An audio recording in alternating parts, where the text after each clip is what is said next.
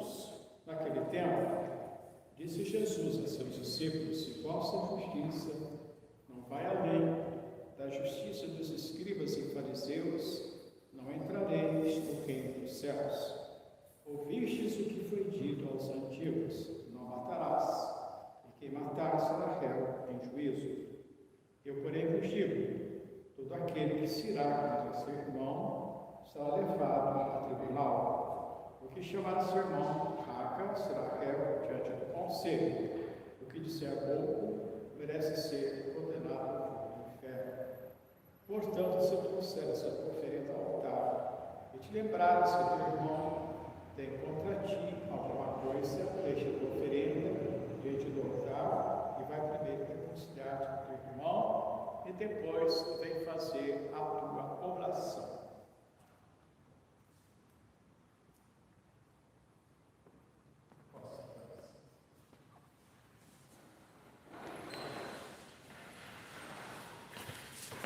Caríssimos irmãos, o Evangelho de hoje nos leva a fazer um sério exame de consciência. Porque às vezes nós nos julgamos inocentes quando somos os piores pecadores. E quem nos ajuda a refletir sobre isso é Jesus, em todo o capítulo 5 de São Mateus, do qual é tirado uma parte, que é o Evangelho desta missa. Nosso Senhor disse: a vossa justiça não for maior que a dos escribas e fariseus, não entrareis no reino dos céus. Será que a nossa justiça, o que significa a justiça? Santidade. Será que a nossa santidade é maior do que os escribas e fariseus? Existe uma justiça externa e uma justiça interna. No Antigo Testamento, olhava-se mais a justiça externa. Por isso que nosso Senhor vai aperfeiçoar a lei. Como ele diz logo no início do capítulo 5 de São Mateus: eu não vim abolir a lei, eu vim cumprir, eu vim completar. Nosso Senhor veio aperfeiçoar a lei. Porque nós, que somos do Novo Testamento, temos uma obrigação maior de chegarmos à santidade do que os que viviam no Antigo Testamento. Eles viviam na era da servidão e nós da liberdade dos filhos de Deus. Nós temos agora muito maiores graças que os patriarcas, que os profetas, que os justos do Antigo Testamento não tinham. Abraão, Isaque, Jacó, Moisés, Isaías, Jeremias não tinham a Santa Missa, não tinham a Eucaristia, não tinham a Igreja, não tinha Nossa Senhora, não tinha a proteção dos santos. Era a lei mosaica é que prevalecia. Então, nosso Senhor vai corrigindo e nós vamos fazendo um exame de consciência para que nós tenhamos consciência de que nós não somos aqueles justos que nós muitas vezes imaginamos ser. Às vezes a gente encontra alguém e que a gente fala assim: por que você não confessa? Eu nunca matei, eu nunca roubei, nunca desuni família, o resto fiz tudo. Será que ele nunca roubou? Será que ele nunca matou? Será que ele nunca cometeu adultério? Vamos ver pelas palavras de Jesus. Jesus então vai dizer que era a lei antiga e o que deve ser a lei nova, a do Evangelho. Porque nós somos da lei nova. Não podemos viver sob o regime da lei antiga. Até alguns não comem carne de porco até hoje, porque antigamente era proibido. Alguns não comem nem carne, nada de origem animal, porque era proibido. Nós não estamos mais no Antigo Testamento, mas não é bem por esse lado que nós vamos enveredar. Disse Jesus: neste capítulo 5 de São Mateus, repito, do qual foi tirado o texto de hoje do Evangelho. Ouvistes o que foi dito aos antigos: não matarás. Nosso Senhor se satisfaz com isto: eu nunca matei ninguém. Pois eu vos digo, todo aquele que se irá contra seu irmão será submetido ao juízo do tribunal, completando como se tivesse matado, porque São João vai dizer na sua epístola: quem odeia seu irmão é homicida, ou seja, matou.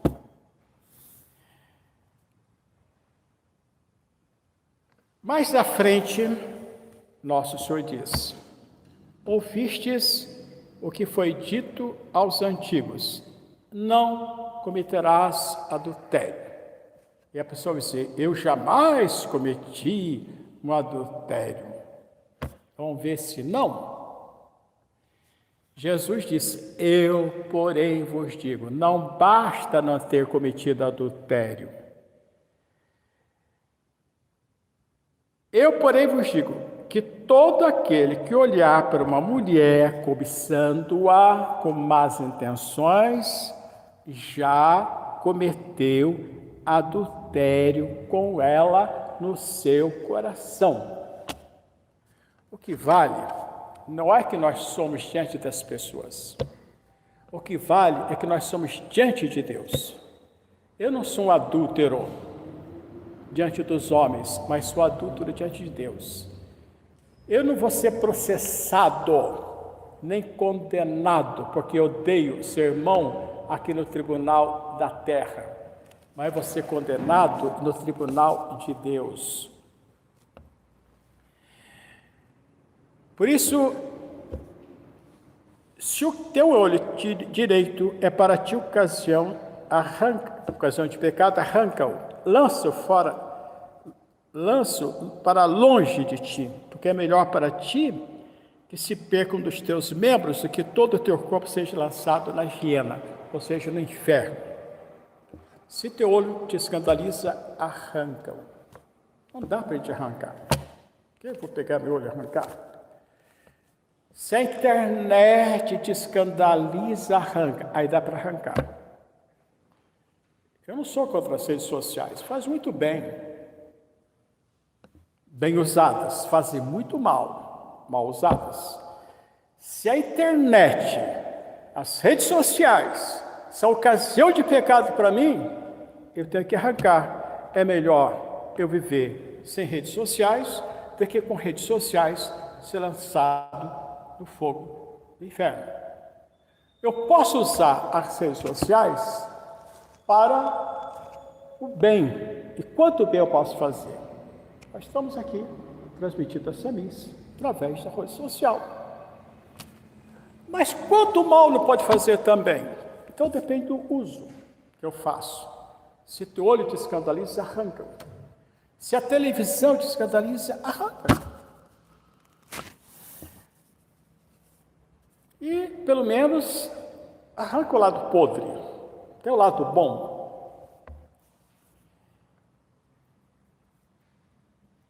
Igualmente, ouvistes que foi dito aos antigos: não perjurarás, mas guardarás para com o Senhor os teus juramentos.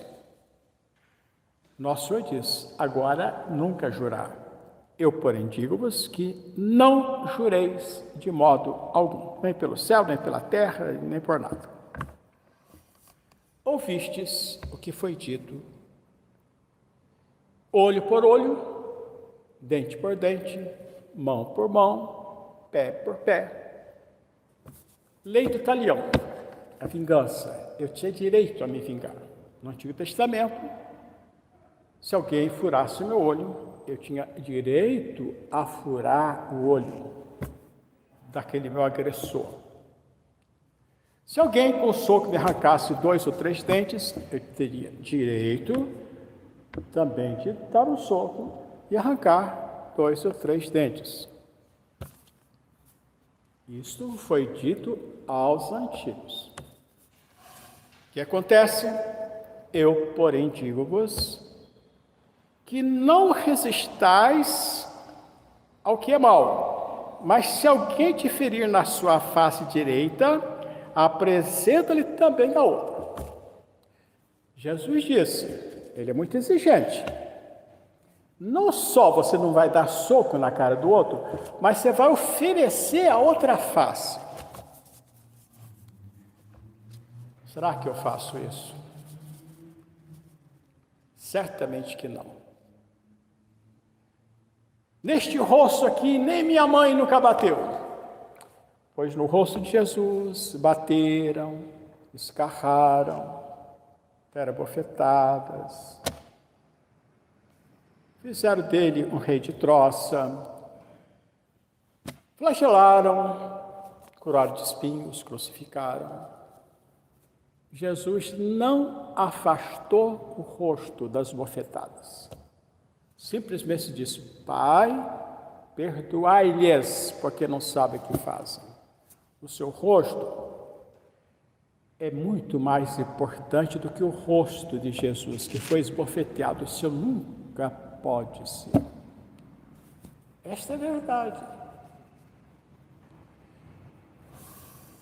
Os santos agiram assim.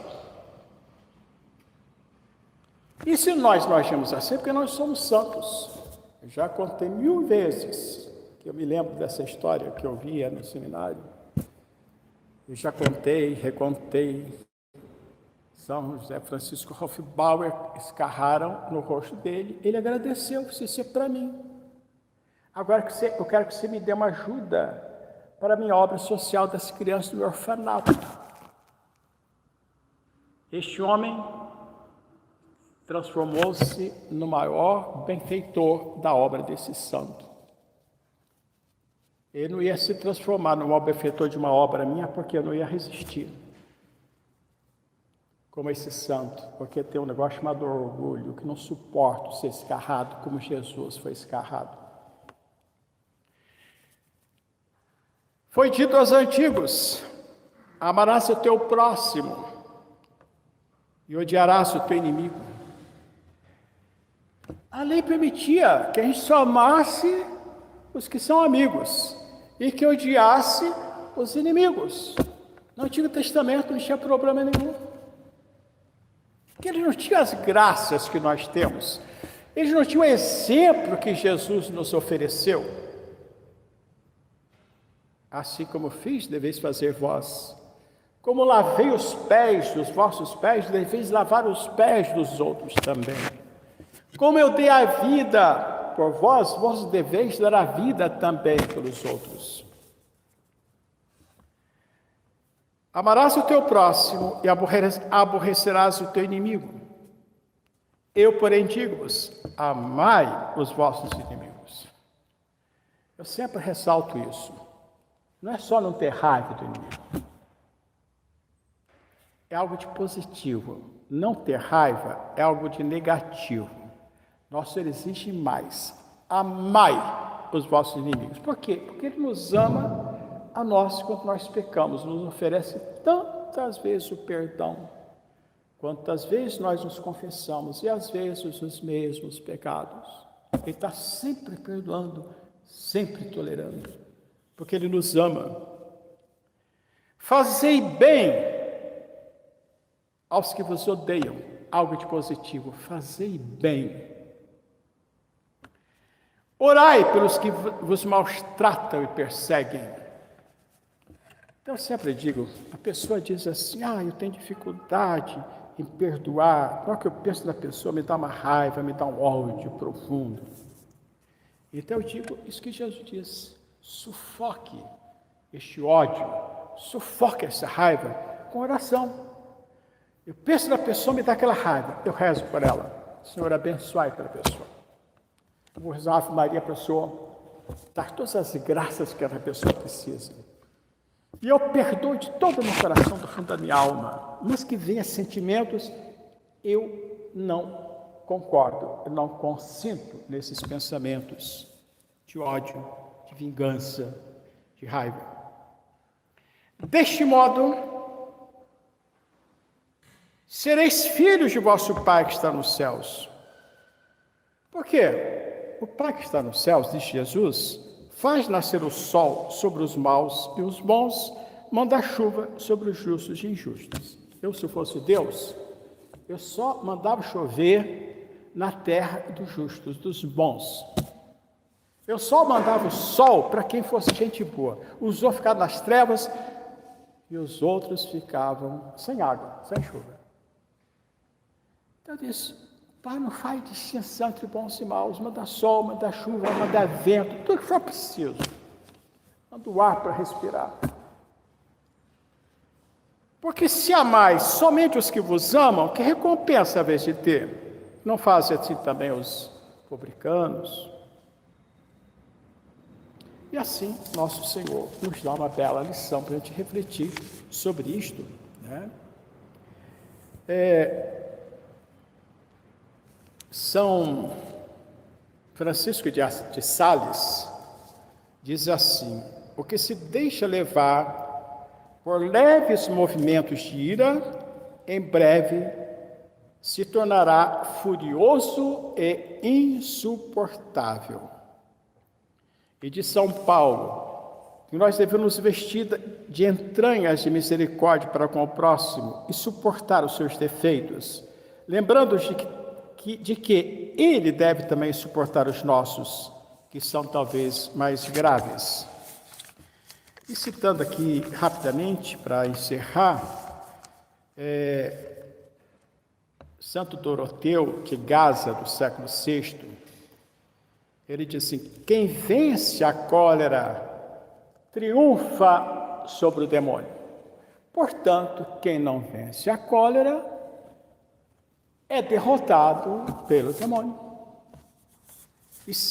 E agora a última citação, São Gregório Magno, diz que a pessoa pode ter muitas virtudes, uma pessoa virtuosa, mas ela não se tornará espiritual se não estiver unida pela concórdia para com o próximo. A pessoa é tudo, bondosa, carinhosa, caridosa, mas ela não tem, como diz, não está unida pela concórdia com o próximo.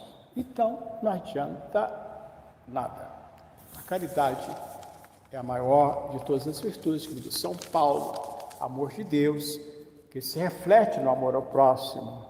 Nós temos agora fé, esperança e caridade, mas a maior de todas é a caridade.